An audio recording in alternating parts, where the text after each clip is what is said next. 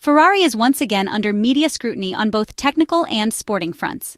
Tension is high at the top levels in Maranello, especially following the Canadian Grand Prix, which placed Frederic Vasseur at the center of attention, with uncertainty still looming over his future at the top of the Ferrari Racing Division.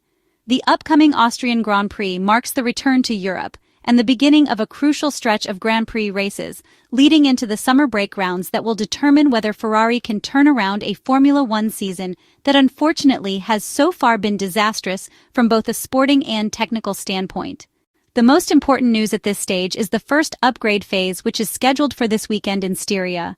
A new floor will debut at the Red Bull Ring, developed in response to the issues that have clearly been exposed since the Australian Grand Prix at the Albert Park circuit. Calling it a minor upgrade would be inaccurate, as it is a major component within the mechanical limitations of the current regulations, a component from which it is increasingly difficult to extract more downforce at this stage of the cycle. Since the pre-season testing session at the Bahrain International Circuit, the SF25 single-seater has revealed a fundamental weakness, an inability to operate within a stable performance window to effectively exploit aerodynamic load. This serious and unforeseen handicap has been discussed extensively since the opening round in Melbourne. The difficulties observed in Australia forced the engineering team led by Diego Tondi and Leclerc to completely rethink the initial development plan. The aerodynamic update debuting at the Red Bull Ring is therefore the first real attempt at a substantial correction of the SF25 project, after months of internal work in Maranello involving technical meetings and tough budget decisions. The new SF25 floor is not just a refinement.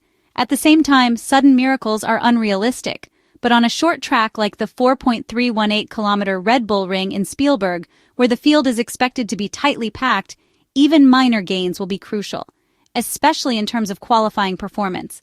The floor was approved some time ago following its wind tunnel development. Bringing these corrective parts to the track was not feasible before June. In Canada, due to logistical and setup limitations, it was impossible to introduce new components. Initially, the floor was planned for Silverstone, a circuit that will be a major update venue for several teams. Its early arrival for Austria represents a technical department effort to accelerate the recovery process. While not a miracle package, this Austria upgrade is a necessary step to reopen the operating window. No one in Maranello expects the SF25 to suddenly fight for race victories against McLaren.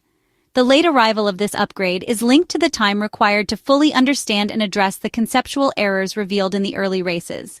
Leclerc and Diego Tondi had to work behind the scenes to establish a new technical direction, more conservative, but more aligned with current capabilities than the original ambitions. The delay in introducing aerodynamic updates was also a necessity. These cars, shaped by past mistakes, require teams to stop, analyze, and intervene with caution. Lewis Hamilton has expressed his support for Frederic Vasseur, but had considered stepping back from the 2025 Formula One project to focus entirely on the car for the 2026 championship. A drastic course change isn't Ferrari's style, with the head of the F1 Racing Division continuing to emphasize the car's untapped potential, a claim the data does not entirely contradict. Time will tell who is right. In this complicated context, even Lewis Hamilton has had doubts about the solidity of the SF25 project, to the point of contemplating distancing himself from a car that has proven difficult to adapt to, both for driving style and technical limitations. The seven-time Formula One world champion, who arrived in Maranello with very high expectations, found himself facing an unpredictable and hard-to-read car. What convinced him to stay was Frederic Vasseur's consistent belief that the car held real, though unrealized, potential. The main shortcomings have been traced to the rear suspension, which fails to deliver consistent aerodynamic load and stability, especially impacting Lewis Hamilton's driving style. The SF25 has only performed at its best in rare conditions. Nevertheless, true to its philosophy, Ferrari refuses to write off the season. After the Monaco Grand Prix, the realistic target has become second place in the Constructors' Championship and a few determined victories to end 2025 with dignity. Lewis Hamilton stands by Frederic Vasseur, but it is clear the British driver is focused on 2026, aiming to finally have a car built with his preferences in mind. At the Fiorano circuit, Ferrari recently returned to the track for a Pirelli wet tire test for the 2026 Formula One season. The SF25 ran in mule car configuration but with a low downforce setup to simulate next year's reduced aerodynamic load. Ferrari reserve driver Zhou Guanyu and Charles Leclerc tested the version of the front wing designed for Monza in September, characterized by extremely trimmed profiles. These low-drag profiles were paired with an updated structure and revised end plates introduced after the Spanish Grand Prix at the Circuit de Catalunya, Barcelona. It is also telling that the SF25 single-seater has not been in the wind tunnel since mid-June. Its slot has officially been handed over to Project 678, the 2026 car, developed under the new technical regulations.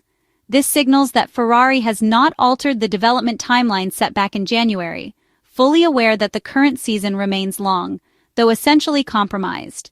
Unless there are shocking surprises, 2025 will unfortunately be remembered as yet another transition year, and possibly a year of rebuilding.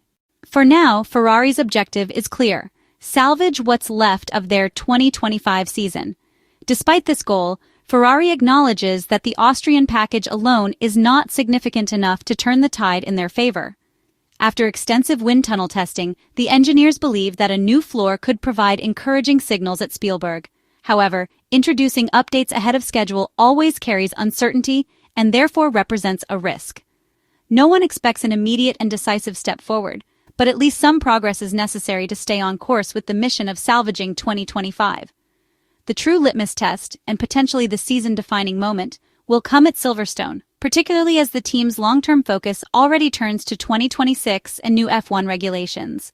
The Maranello team's new tech chief, Loic Serra, has been instrumental in charting a new development direction, and his approach has been described as more conservative, yet perhaps more importantly, more functional.